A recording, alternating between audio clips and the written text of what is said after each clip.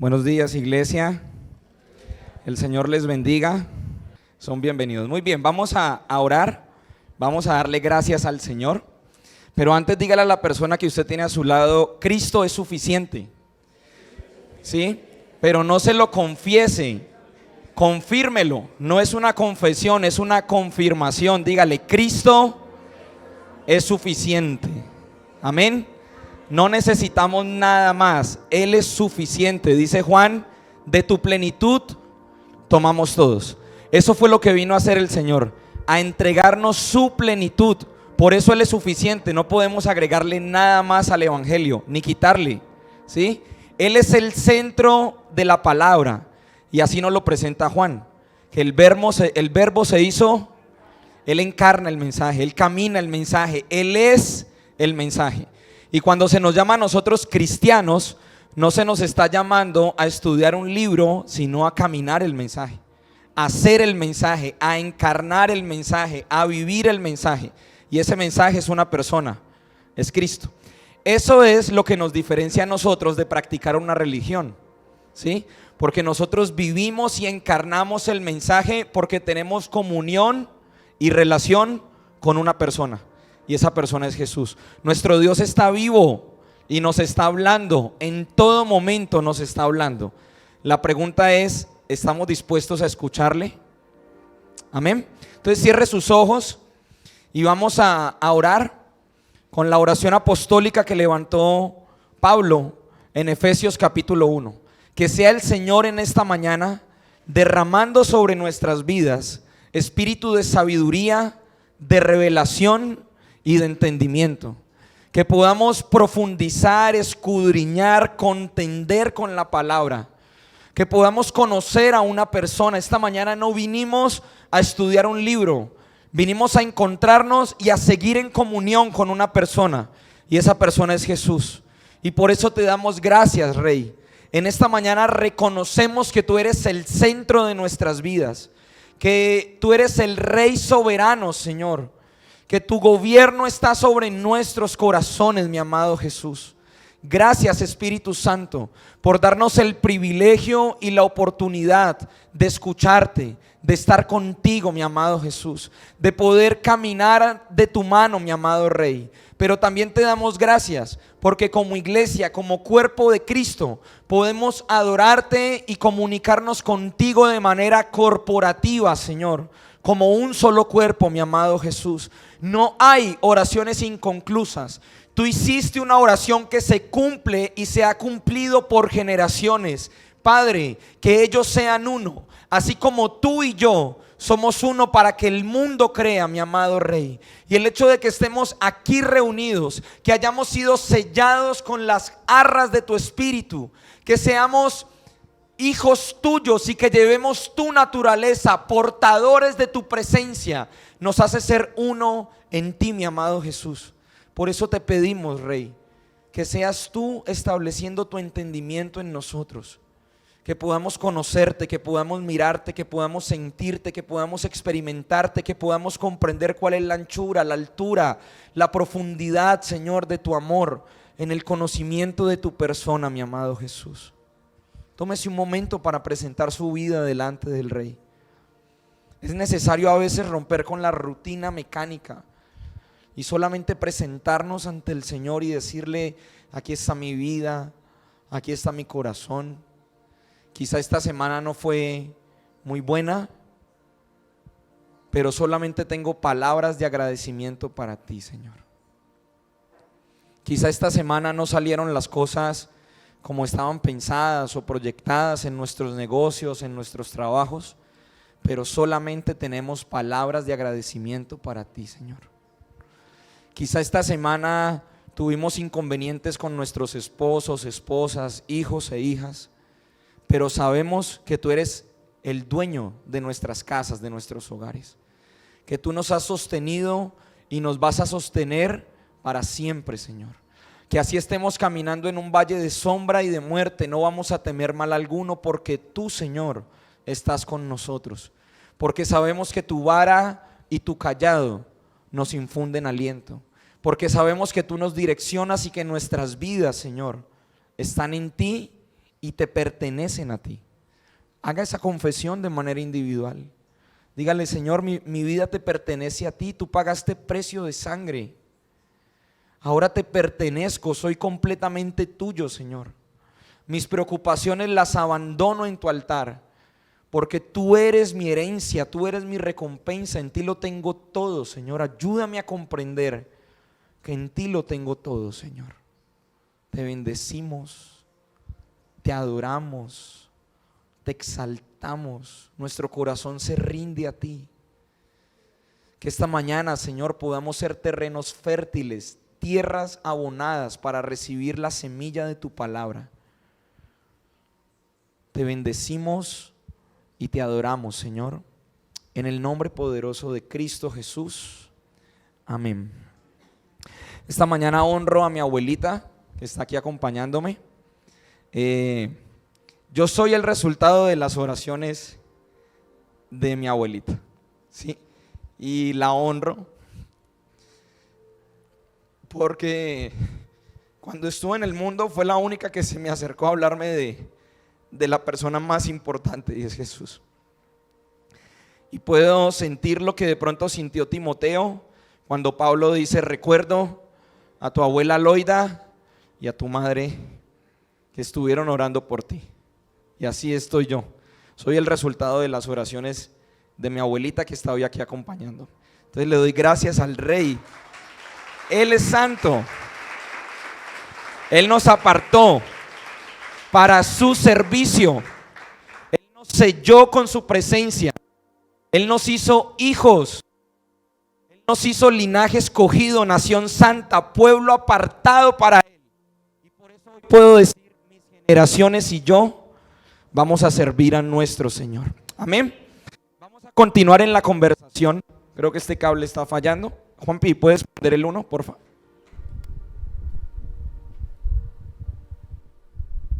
Sí, 1, 2, 3. Ok. Vamos a continuar en la conversación que venimos tratando sobre la comunión. Ese es el propósito que venimos trabajando durante todo este mes. Durante todo este mes, cualquier espíritu de distracción que esté en este momento, en el nombre de Jesús, se va de este lugar. Amén. Ya. Bueno, ustedes ven que de pronto el sonido está un poquito fallando, ¿sí? Un poquito mucho. Y es porque ya los equipos que tenemos, pues, ya están diciendo: hasta aquí llegamos. Ayer el pastor, mientras hablábamos, él me decía que ya llevan operando estos equipos más de 20 años. Y se le han hecho muchas reparaciones, varias arreglos, ¿sí? Pero ya llegó el momento en donde están diciendo: no aguantamos un arreglo más, o sea, ya hasta aquí llegué, estoy cansado, jefe. Nos están diciendo esas potencias y esos aparatos. Entonces recuerden que nosotros estamos como iglesia en el proyecto de el sonido, pro audiovisuales. Todos los aportes que ustedes puedan entregar para este proyecto, para renovar el sonido de la iglesia, de la congregación, pues va a ser de una gran bendición para nosotros. Ya cumplimos con la primera etapa. Si ustedes ven estos paneles acústicos, estos rojos, no es solamente decoración. Estos paneles tienen fibra de vidrio y lo que estamos haciendo es acomodar la acústica del auditorio para evitar el eco, para evitar que el sonido rebote cuando están todos los instrumentos. Entonces lo que hacen estos paneles es absorber el sonido y pues acomoda la acústica del auditorio. Pero esa nomás es la primera fase del proyecto. La otra fase del proyecto es cambiar todos estos baffles que también ya están fallando, cables, micrófonos, ¿sí? Para poder tener una experiencia pues mucho más integral, mucho mejor, ¿sí? Este proyecto nos cuesta 14 millones de pesos, ¿sí? Cambiarlo todo. Yo no creo que sea imposible, porque nuestro Dios es el dueño del oro y de la plata, ¿sí? Y mientras nosotros como iglesia cumplamos con la asignación que tenemos, el Señor nos va a entregar lo que necesitamos, ¿sí? Si nosotros somos buenos administradores de lo que tenemos en este momento, dice la Escritura, no lo digo yo, lo dijo Jesús, que al que tiene se le dará más y al que no tiene se le quitará y se le dará al que tiene. Yo cuando leí por primera vez ese versículo pensé, Dios, ¿por qué es tan injusto? ¿Por qué a una persona que tiene más le va a quitar al que no tiene para dárselo a esta persona que tiene más? Pero resulta que la palabra está hablando de las personas que son buenas administradoras. Si usted es un buen administrador de lo que Dios le ha entregado, viene multiplicación para su vida. ¿Sabe por qué? Porque el Señor está diciendo, no va a haber pérdida con esta persona. Esta persona me va a honrar con todo su corazón, por lo tanto le entrego más. Pero aquel que no tiene o tiene poco y no multiplica lo que el Señor le ha entregado, no es buen administrador, pues el Señor se lo quita. Porque el Señor nunca va a pérdida. Por eso si nosotros somos buenos administradores de todo lo que el Señor nos ha entregado, no solamente del dinero, sino de todo lo que Dios nos ha entregado, eso nos va a preparar para poder recibir cosas mayores, ¿sí? El que es fiel en lo poco, el Señor lo coloca en lo mucho, pero la fidelidad se expresa en la mayordomía. Si yo soy buen mayordomo de lo que Dios me entrega, Él multiplica, Él prospera. Eso lo dice la Escritura. Amén. Entonces continuamos con el proyecto de audiovisuales. Ustedes ven que en el papelito de los diezmos y las ofrendas, pues aparece un rubro que se llama audiovisuales. Todo lo que usted aporte para este rubro va en pro de comprar el sonido, ¿ok? Entonces sabemos que el Señor está al control y nos va a entregar a nosotros lo que necesitemos, siempre y cuando nosotros seamos buenos mayordomos de lo que tenemos. Amén. Entonces damos gracias al Señor, igual con el equipo de alabanza el día miércoles festivo. Estuvimos aquí todo el día haciendo limpieza, cambiando cables, acomodando las potencias, cuadrando todo para que lo que tenemos en este momento pues nos dure el tiempo que necesitamos hasta que podamos comprar. Amén. Vamos a continuar entonces con el propósito de la comunión. Y ya hemos tenido dos buenas prédicas. ¿Sí recuerdan? La palabra que nos dio Edwin y la palabra que nos dio el hermano John James hace 8 días. Yo me puse a escuchar las dos esta semana y yo decía, bueno, ¿y de qué voy a compartir? Porque es que me pasa lo mismo que les pasa a ellos cuando yo vengo aquí primero. Pues uno se encuentra como que, ¿y qué sigue? ¿Qué más hay? Pero siempre en la Escritura, en la palabra, encontramos una riqueza de multiplicación, ¿sí? Siempre lo vamos a encontrar. Yo puedo leer el mismo versículo todos los días y cada día voy a encontrar una enseñanza diferente, porque la vida que tiene la palabra se la da el Espíritu Santo.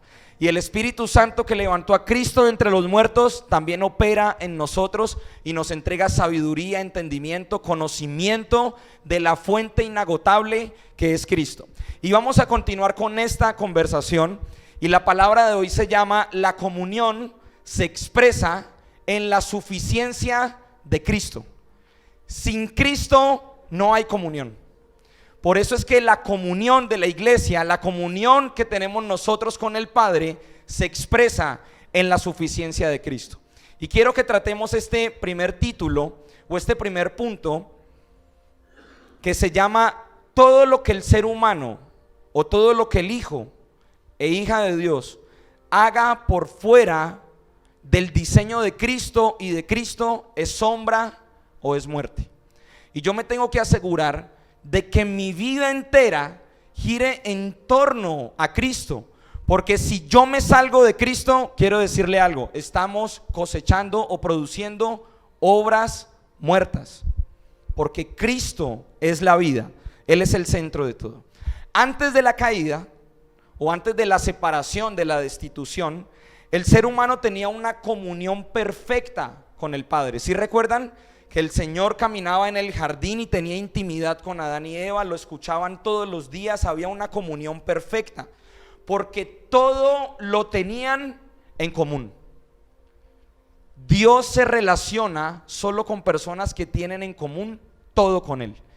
Y en el jardín, en ese primer tabernáculo, Adán y Eva tenían todo en común con Dios, porque tenían a Cristo, tenían al Espíritu Santo.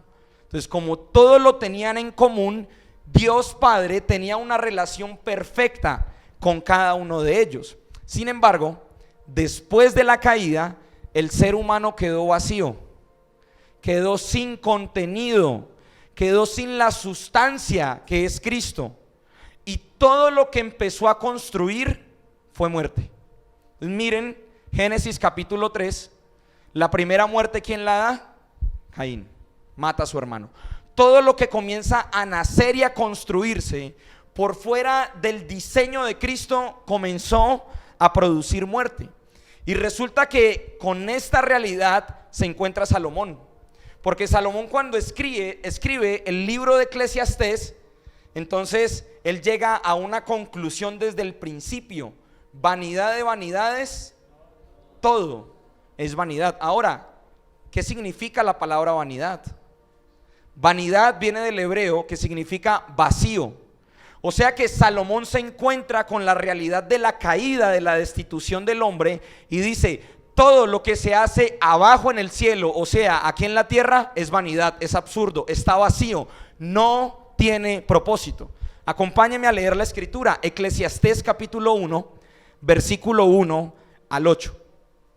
Vamos a leer la palabra. Recuerden que hoy tenemos Santa Cena, así que yo voy a tratar de avanzar lo más rápido posible. Mire lo que dice Salomón: palabras del predicador, o sea, de él mismo, hijo de David, rey en Jerusalén. Vanidad de vanidades, dijo el predicador, vanidad de vanidades, todo es vanidad. Versículo 3: ¿qué provecho tiene el hombre de todo su trabajo con que se afana debajo del sol? Se hace esta pregunta. Generación va y generación viene, mas la tierra siempre permanece. Sale el sol y se pone el sol y se apresura a volver al lugar de donde se levanta. El viento tira hacia el sur y rodea al norte, va girando de continuo y sus giros vuelve el viento de nuevo. Los ríos todos van al mar y el mar no se llena. Al lugar de donde los ríos vinieron, allí vuelven para recorrer de nuevo. Versículo 8: todas las cosas son fatigosas, más de lo que el hombre puede expresar. ¿Qué dice? Nunca se sacia el ojo de ver y el oído de oír. Salomón se encuentra con esta realidad y él ve que todo lo que está por fuera de Dios está vacío, es vano, no tiene propósito. Porque los primeros 11 capítulos de Eclesiastés colocan al hombre en el centro. Y yo no sé si se le hace parecido cuando usted se presenta con sus oraciones delante del Señor a decirle: es que tengo esta necesidad, es que tengo esto, es que no me dan reconocimiento. Es que estamos colocando al hombre en el centro de todo. Por eso es que no encontramos propósito. Por eso es que no podemos expresar una comunión y una unidad con Dios. Porque desde el momento en que el hombre fue sometido a la naturaleza caída, fue destituido de la gloria de Dios, quedó desconectado y quedó vacío del contenido o de la sustancia que en el Nuevo Testamento se presenta como Cristo. Este es un gran problema que existe. Porque por más que el hombre o el ser humano busque propósito aquí en la tierra, va a estar completamente vacío, insatisfecho, porque nuestro único propósito es Cristo. Si ustedes leen todo el libro de Salomón, este Eclesiastés, en el capítulo 2 él dice que se va a ir a probar todos los placeres. Y cada vez que él prueba un placer o que termina un capítulo, él dice: todo esto está vacío, es absurdo, no tiene propósito, no tiene sentido. Entre más busco llenar el vacío de mi corazón, más vacío encuentro. Porque cuando él concluye el libro dice: ahora sí, teme al Señor, guarda sus mandamientos, porque solamente en él hay plenitud. Esa es la conclusión de Salomón. Y esta es una realidad a la cual nos enfrentamos nosotros. Porque nosotros no podemos vivir en comunión separados de Cristo. No podemos hacerlo. Nosotros no podemos perseguir la unidad ni en nuestras familias, en nuestros hogares, ni siquiera aquí en la iglesia, si no entendemos que Cristo es suficiente para ti y para mí. Si yo pruebo del pan de vida, pero sigo comiendo de otros vinos y de otros panes, le estoy diciendo a Jesús: tú no eres suficiente. No me basta contigo, necesito completar con otras cosas en mi vida. Así que en esta primera parte del mensaje, para entender lo que es la comunión y cómo se expresa en la suficiencia de la persona de Cristo, tenemos que saber que el hombre está vacío y sin propósito, sin contenido, sin sustancia, sin rumbo, no sabe para dónde ir, y por más de que quiera llenarse con otras cosas, si no entiende que Cristo es la plenitud, no va a poder vivir en la armonía y en el equilibrio que nos habla la Escritura. ¿Y sabe qué es lo más triste? Que hay muchos cristianos con su corazón dividido que siguen viviendo sin propósito, vacíos y sin sentido.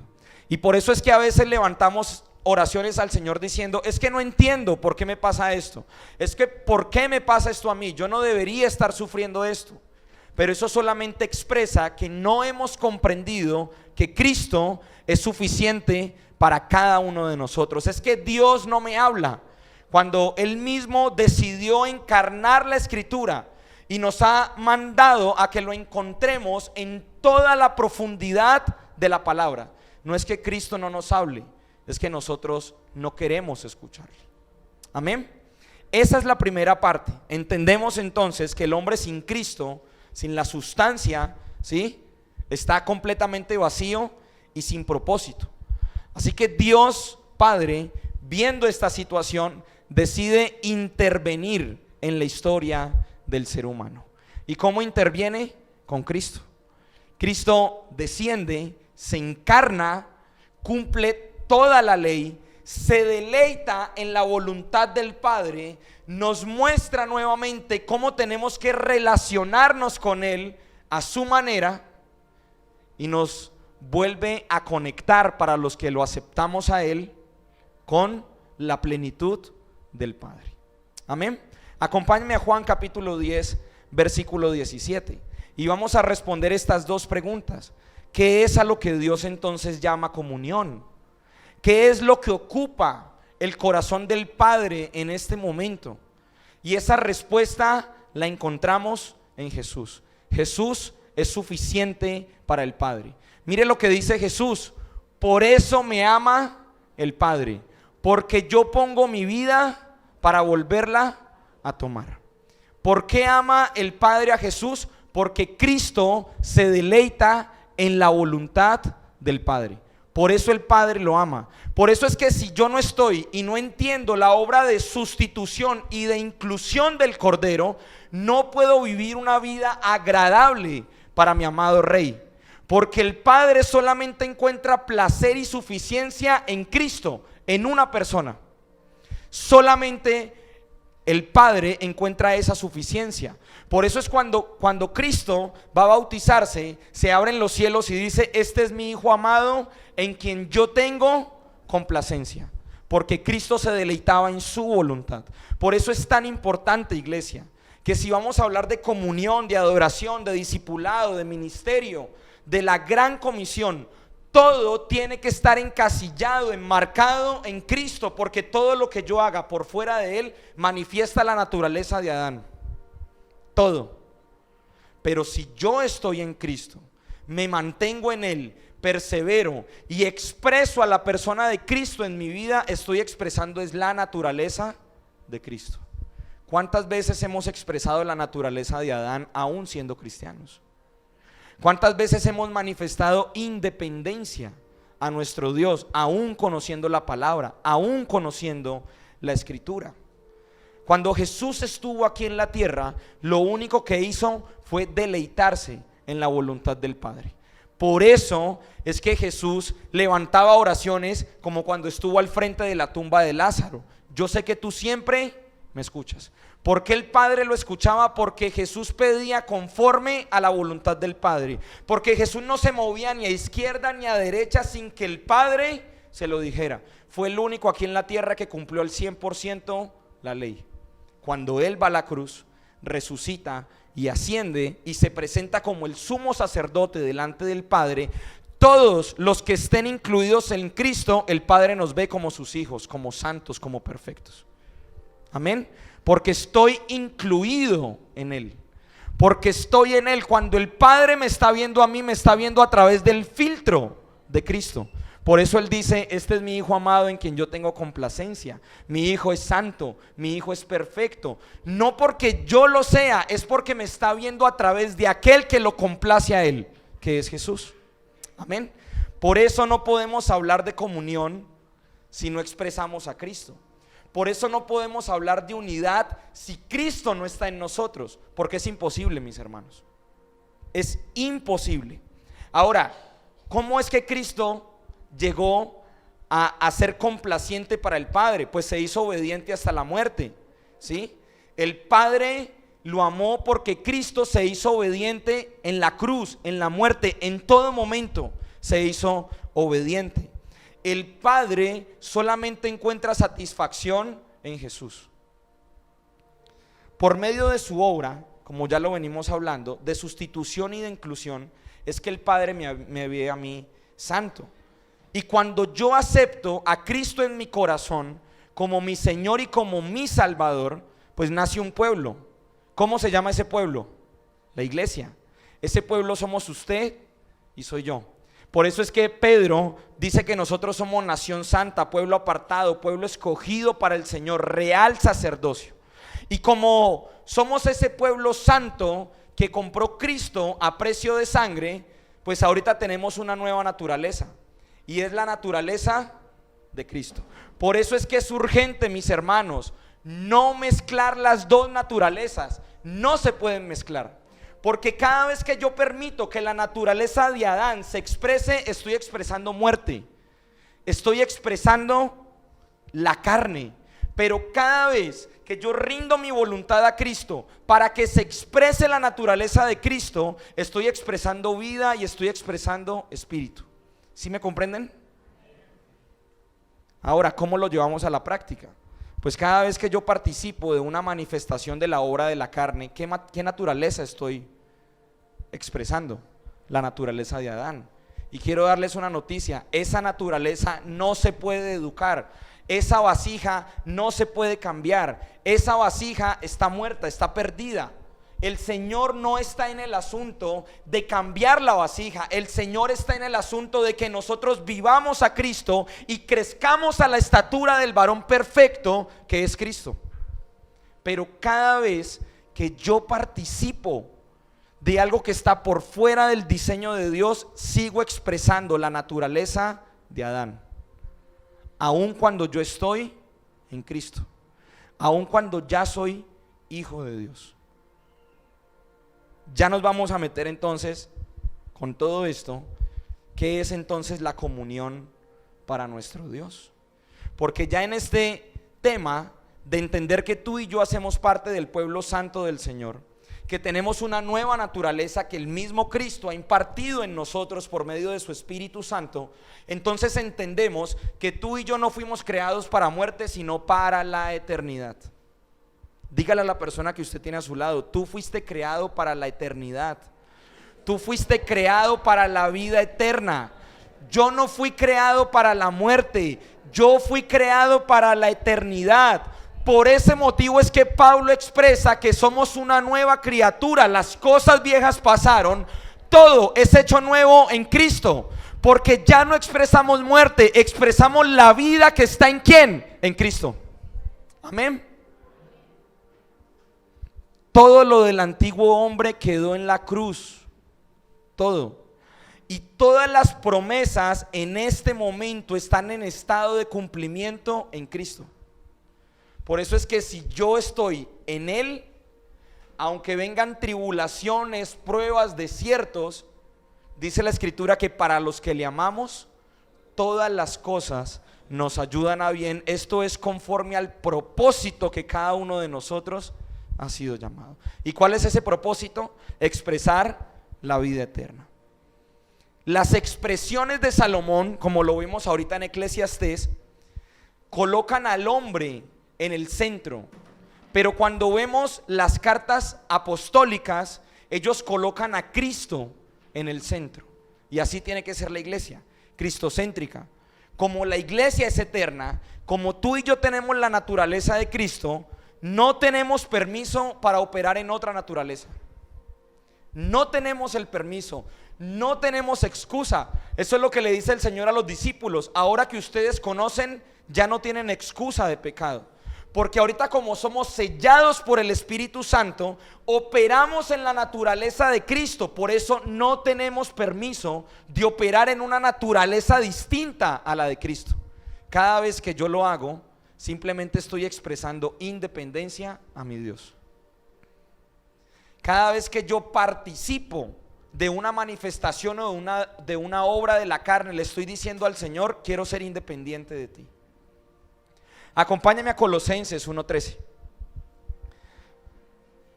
Colosenses capítulo 1 versículo 13. Mire lo que dice la escritura: el cual nos ha librado de la potestad de las tinieblas y nos ha trasladado al reino. ¿Qué hizo Cristo? Lo aceptamos a Él como nuestro Señor y nuestro Salvador. Nos sacó de la potestad de las tinieblas y nos trasladó a su reino.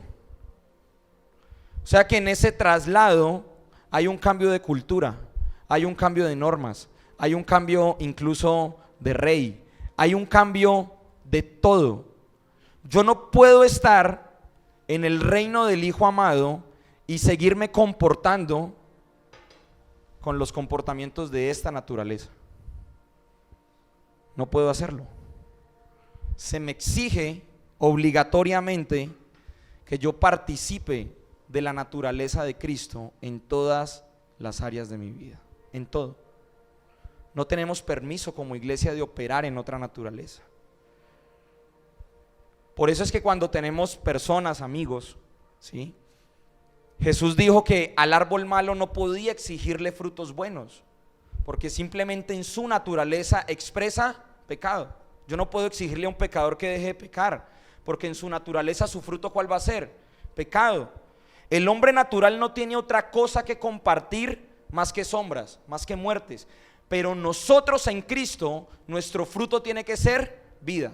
Por eso el fruto del Espíritu Santo se tiene que manifestar en todo momento y en todo lugar en nuestras vidas. Cuando hablamos de adoración y de la llenura del Espíritu Santo, no hablamos solamente de la manifestación sobrenatural de los dones y los ministerios. Hablamos primeramente de la manifestación del fruto, que es en nuestra cotidianidad: la paciencia, el amor, la benignidad, la mansedumbre, la templanza, el dominio propio. Ese es el fruto que se tiene que manifestar cuando somos llenos del Espíritu Santo. Somos hijos e hijas expresando a Cristo porque estamos unidos a Él. Usted está unido a Cristo así como yo estoy unido a Él. Y si yo estoy unido a Él, no voy a expresar otra cosa más que a Cristo. En todo lugar en donde yo me mueva, en donde yo esté, ¿quién va a ser mi conversación? ¿En quién voy a pensar? ¿En quién voy a sentir? ¿En qué va a girar mi vida? En Cristo. Porque si yo estoy unido a Él, Él me consume. Su amor me consume. Sus ojos de fuego consumen el resto de los amores que hay aquí en mi corazón. Él mismo se encarga por medio de su Espíritu Santo de ordenar mi corazón conforme a su voluntad, tomando Él el trono de mi corazón. Amén. Entonces, ¿a qué llama Dios comunión? ¿Sí? Comunión es compartir vida, es compartir a Cristo. Por ese motivo, todo lo que nosotros hagamos debe glorificar ¿a quién? Si yo quiero vivir en comunión, yo tengo que en todo momento glorificar ¿a quién? Eso es lo que me dice la escritura. Mire Colosenses 3:23. Aquí no dice solamente unas cosas, aquí dice todo. Y todo lo que hagáis, hacedlo de corazón, como para el Señor. Yo tengo que asegurarme que en todo lugar en donde yo esté compartiendo vida, o sea, esté compartiendo. No confundamos, mis hermanos, el hecho de que yo me siente a tomar un café con pan con alguien y decir que estoy en comunión con esa persona. Proximidad no es comunión. Estar juntos no es comunión. Que todos estemos aquí reunidos no es comunión. Pero si en medio de esta reunión todos nosotros estamos expresando a Cristo, estamos expresando ¿qué? Comunión. No estoy diciendo que no podamos tomarnos un chocolatico con pan, pero que en medio de ese chocolatico con pan no estemos hablando otra cosa sino de Cristo. Pero si yo en ese chocolate con pan estoy hablando mal de mi hermano, de la iglesia o de la autoridad que está al frente, ¿creen que estamos en comunión? ¿Estamos expresando la naturaleza de Adán o la naturaleza de Cristo? La de Adán, ¿sí? Por eso no podemos confundir proximidad con comunión. No podemos confundir el que estemos unidos aquí en el servicio con comunión. Porque si todos nosotros no estamos expresando la misma naturaleza que es Cristo, no puede haber comunión. Revisemos lo que dice 2 Corintios 5:14. Mire lo que dice Pablo. Porque el amor de Cristo nos constriñe. En la Nueva Traducción Viviente dice nos gobierna. Y en la Biblia de las Américas dice nos controla. Pensando esto, que si uno murió por todos, luego todos, el amor de Cristo nos gobierna y nos lleva a actuar a su manera.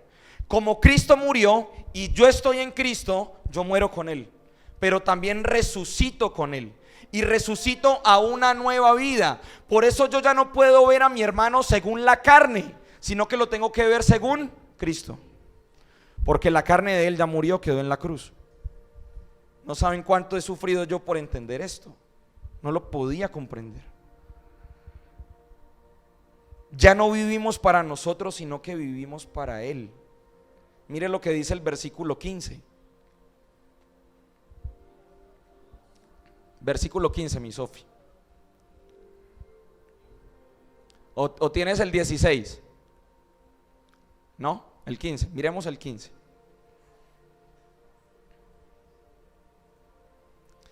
Y por todos murió, para que los que viven ya no vivan para sí, sino que vivan para aquel que murió. Si yo morí y resucité con Cristo a una nueva vida, ¿cómo me tengo que comportar yo? Mis proyectos, ¿en quién deben estar fundamentados? ¿Quién debería ser mi meta? ¿Quién debería ser mi recompensa, mis objetivos? Todo lo que yo haga tiene que girar en torno a Él. Versículo 16.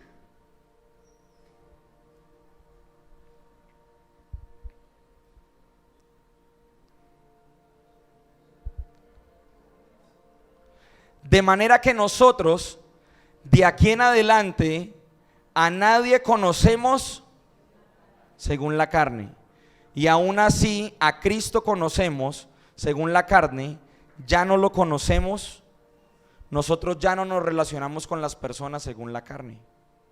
Yo ya no me relaciono con mi hermano según la carne, ni digo, no, es que vea, mi hermano antes, mejor dicho, no.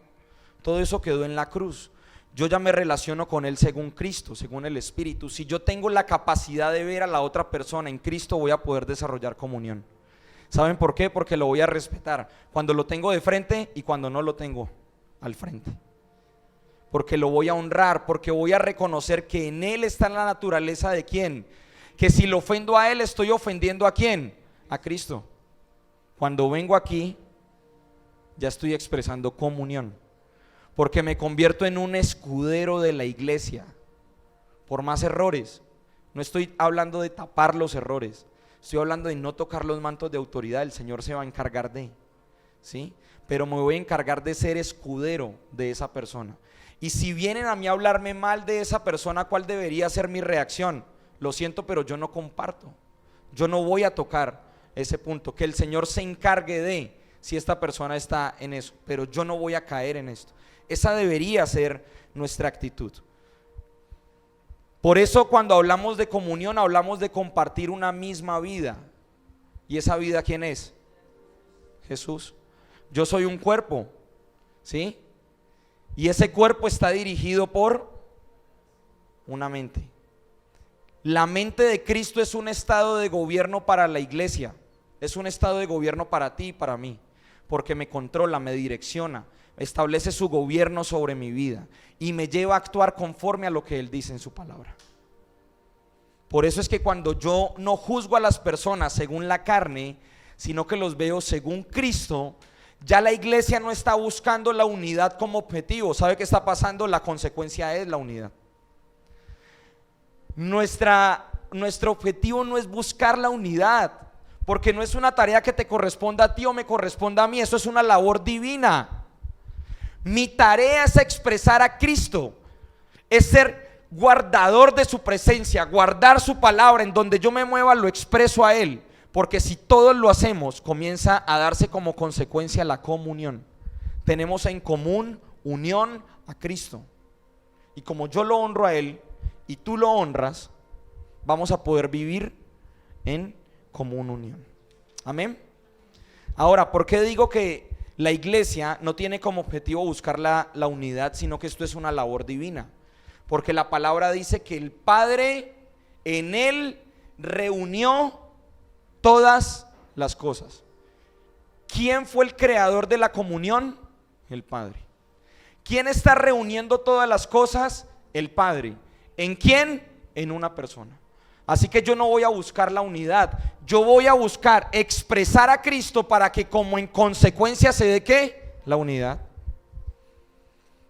Nuestras reuniones van a tomar más sentido cuando hacemos un compartir, porque cada uno de nosotros está expresando la misma naturaleza que es Cristo.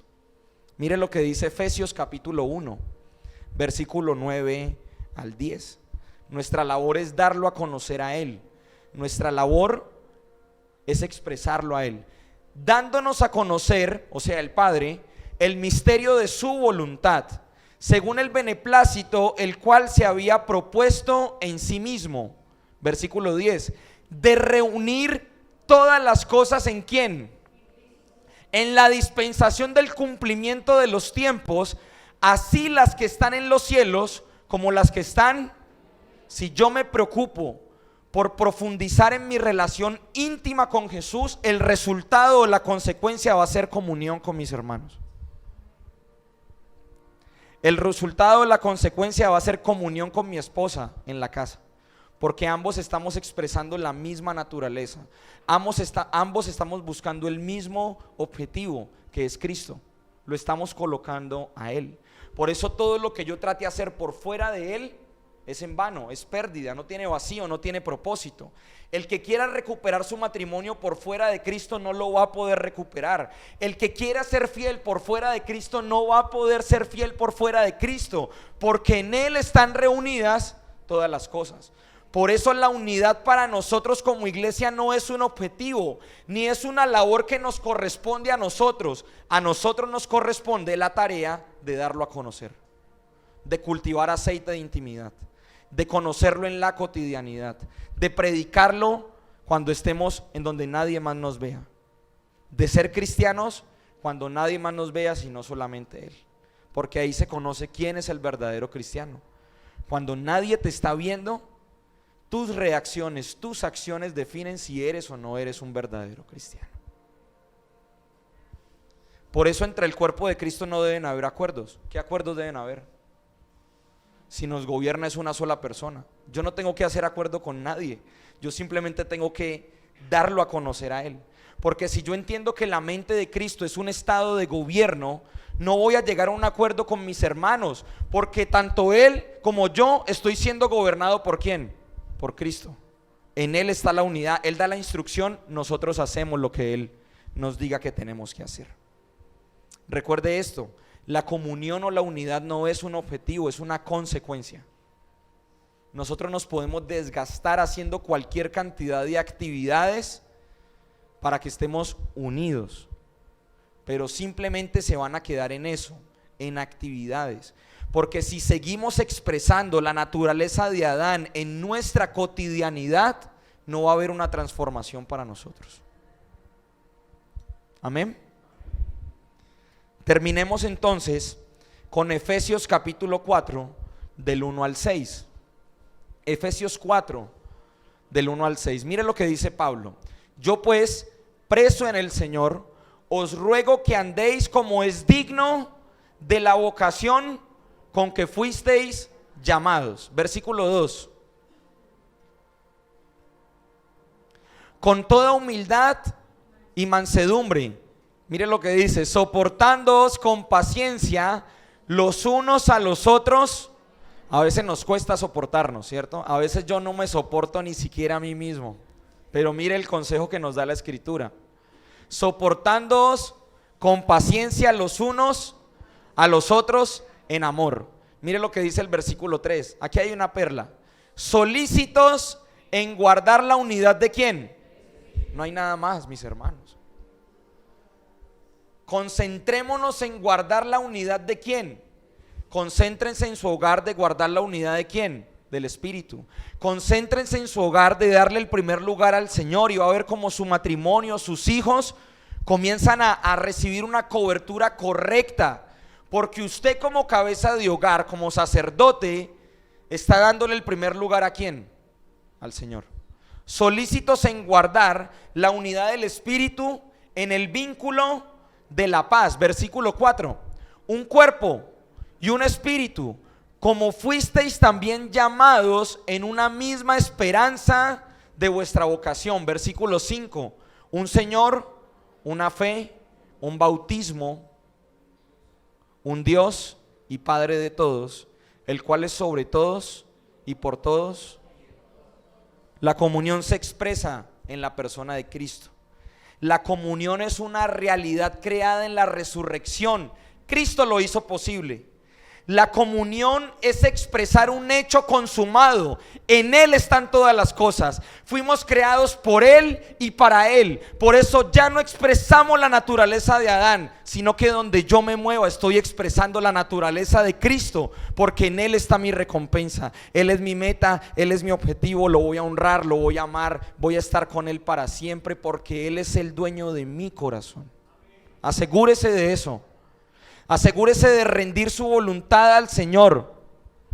Y yo no sé cuántos quieren ver esta iglesia en un avivamiento de crecimiento, pero antes del avivamiento de crecimiento siempre viene un avivamiento de profundidad. Miren los hechos históricos. Y el avivamiento de profundidad prepara a la iglesia la perfección en intimidad, en comunión y en quebrantamiento. En esas tres cosas estamos siendo perfeccionados. Y por eso estamos hablando de comunión y de comunidad, de acuerdo al diseño de Cristo, de acuerdo a lo que Dios nos ha mostrado. No nos salgamos de ese diseño, de ese cuadro, para nuestras vidas, para nosotros como iglesia, para nuestros proyectos. Y vamos a ver cómo el Señor nos direcciona de acuerdo a lo que Él estableció desde antes de la eternidad. Dígale a su hermano: yo no fui creado para la muerte, yo fui creado para la eternidad. Para la eternidad, para expresar a Cristo. Amén. Dele un fuerte aplauso al Señor. Él está aquí en esta casa. Que su amor nos gobierne, nos controle, nos constriña. Que su amor incluso nos incomode cuando estemos haciendo algo incorrecto. Que el Espíritu Santo nos mueva, nos redarguya de pecado cuando estemos haciendo algo incorrecto, y que regresemos arrepentidos a nuestro Señor, para que podamos caminar de acuerdo a lo que Él estableció desde antes de la fundación del mundo. Amén. Póngase en pie, vamos a orar, vamos a darle gracias al Señor. Y yo quiero invitar que pueda usted mismo darle la mano a la persona que tiene a su lado. Vamos a orar juntos como iglesia y vamos a pedirle al Señor que sea Él ayudándonos a expresar su naturaleza en nuestras vidas. Pero este también es un tiempo de arrepentimiento. Si alguno de nosotros ha actuado diferente a lo que el Señor ha establecido, este es el momento para que usted pueda decirle al Señor: aquí está mi vida, me he equivocado. Porque como lo dice la Escritura, si confesamos nuestros pecados, Dios es fiel y justo para perdonarnos y para limpiarnos de toda maldad. Así que tómese un momento ahí en silencio, presente su vida delante del Señor, póngase a cuentas con el Rey, pídale al Señor que sea limpiándole, sanándole, que sea liberándolo, como lo dijo David: saca mi alma de la cárcel para que pueda adorarte, Señor. La falta de perdón, el pecado trae encadenamiento, trae cárceles, pero esta es una mañana de libertad para el pueblo del Señor. Esta es una mañana en donde el Señor está ministrando su presencia y su naturaleza en nuestras vidas. Esta es una mañana en donde estamos siendo empoderados con su palabra. Esta es una mañana en donde el Señor mismo está trayendo libertad a corazones y a las mentes que por años han estado cautivas en la falta de perdón y en la misericordia. Pero que sea el Espíritu Santo en este momento moviéndose en los corazones, redarguyendo, trayendo convicción de justicia, de pecado, pero también que sea nuestro Señor llenándonos de su presencia, saturándonos de su palabra, como lo dice la Escritura, que abunde en sobremanera la palabra del Señor en nuestras vidas, que sea su santa presencia ayudándonos a manifestar su naturaleza en esta iglesia. Señor, oramos hasta que Cristo sea formado en nosotros, y necesitamos este mensaje. Necesitamos saber que separados de ti nada podemos hacer, que todo lo que hagamos separados de tu diseño solamente produce obras muertas. Por eso en esta mañana regresamos a tu corazón, regresamos a tu palabra, regresamos a tus diseños y te adoramos y te exaltamos. Bendecimos a nuestro hermano que tenemos a nuestro lado. Bendiga a su hermano. Dele gracias al Señor por la vida de su hermano. Sabe, usted tiene a su lado a una persona que tiene la naturaleza de Cristo, a una persona que ha sido sellada con las arras del Espíritu Santo. Así que bendiga a su hermano, dele gracias al Señor por su hermano. Levante un clamor de intercesión. Usted no conoce las necesidades de la persona que tiene a su lado, pero Cristo sí las tiene. ¿Y sabe lo que está haciendo el Señor? Nos está moviendo a compasión, porque Él es un apasionado por su iglesia. Él ama a su iglesia. Él está levantando una iglesia gloriosa, que le ame, que se preocupe, que vive en familia, que se relaciona, que vive en comunidad, porque tenemos en común unión a Cristo, a nuestro Rey, al Santo y al verdadero. Y entregamos en tus manos, Señor, esta semana, y salimos de este lugar con tu bendición, con tu palabra, con tu cobertura, Señor. Entregamos en tus manos nuestras debilidades, Señor, nuestras aflicciones, las situaciones que estamos viviendo, mi amado Jesús. Y te damos muchísimas gracias, mi amado Rey. Gracias, Señor, por esta iglesia. Gracias, Señor, por ese acto, Señor, de amor y de sacrificio que hiciste en la cruz, Señor. Gracias porque lo hiciste por todos, por todo el mundo, de tal manera para que ninguno se perdiese, Señor. Gracias por esta oportunidad. Gracias, Señor. Ayúdanos a recordar siempre este acto de amor, este acto de perdón, Señor, este acto de misericordia que no lo merecemos, y que nos prepare, Señor, para que de esta manera también nos podamos amar como iglesia, Señor. En el nombre de Cristo Jesús. Amén.